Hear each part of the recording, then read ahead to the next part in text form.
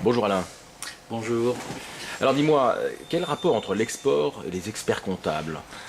Alors, en fait, les experts comptables peuvent avoir des missions d'accompagnement pour les entreprises, quel que soit le type d'entreprise, c'est-à-dire que ce soit des TPE, que ce soit des ETI ou des PME, ou des grandes entreprises. Il y a un vaste champ de développement pour l'expert comptable pour approcher et faire des missions auprès de ces entreprises.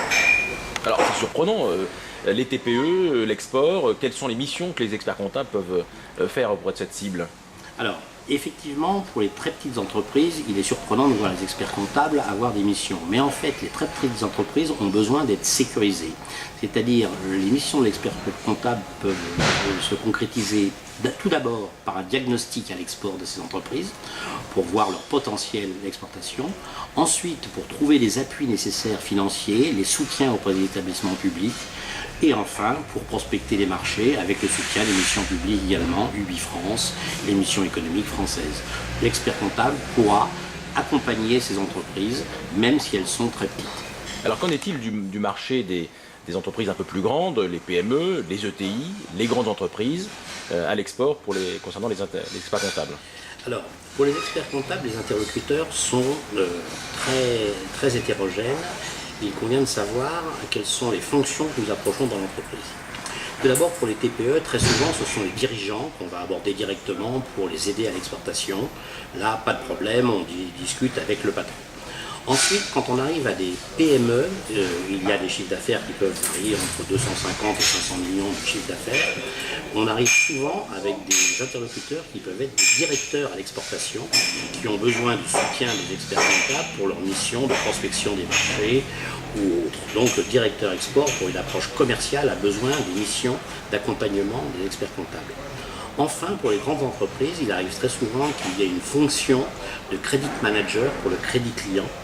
Le crédit client ayant besoin d'être sécurisé, soit par des assureurs avec soutien public comme la Coface, soit des assureurs privés.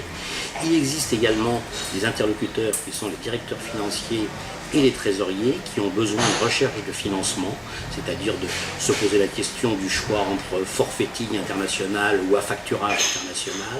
Et donc l'interlocuteur, comme vous le voyez, peut être varié, qui peut aller du dirigeant au directeur export, au credit manager ou au financier de l'entreprise, voire pour certaines petites PME, le comptable. Et l'expert comptable a accès à ces profils-là? L'expert comptable doit avoir accès et doit discuter avec ces profils-là pour leur apporter, dans le cadre de leur mission, un accompagnement adapté pour soit la recherche du financement, soit la sécurisation avec le credit manager pour le poste client à l'international cette fois-ci. Alors on a vu l'ensemble des missions que les experts comptables peuvent faire auprès des TPE, auprès des PME, auprès des grandes entreprises, auprès des ETI. Est-ce que les compétences qui sont dans les cabinets, y compris les plus petits cabinets, sont suffisantes? Quelles sont les difficultés techniques qui peuvent se présenter à ces gens-là? Alors, intellectuellement, l'expert comptable a toutes les capacités pour pouvoir gérer ses missions. Le problème est que dans le cursus à l'heure actuelle, la formation à l'export n'est pas complètement intégrée. À savoir, si l'expert comptable a fait des grandes écoles de commerce, HEC, ESC, il n'y a pas de problème, ils ont une approche de l'international qui est assez complète.